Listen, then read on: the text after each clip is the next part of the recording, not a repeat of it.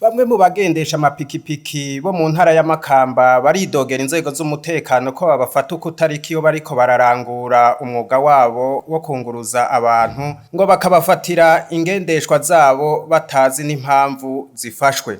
Ingorane y'abamotari dufise nasingaha mu ntara ya Makamba aho mw'ikomine ya Makamba ni hose mugahi Makamba naho hararenze abe n'umuntu nkumbura atajejwe n'ivyo gufata imoto usanga hagumye imoto y'umuntu ngo ntuva ngaha wafashwe baba ugende kurondera umukiriya ari kugira nk'ukuntu abana barya imoto ukazona irafashwe. Bagasaba leta ko yobagarukira bakareka gutotezwa kuko nabo ari wo mwuga usanzwe ubatungiye imiryango yabo. Turasaba ubutegetsi bugarukire kwanza abamotari bagarukire kandi abamotari bareke gutotezwa nk'ukumenga bashoye imogi.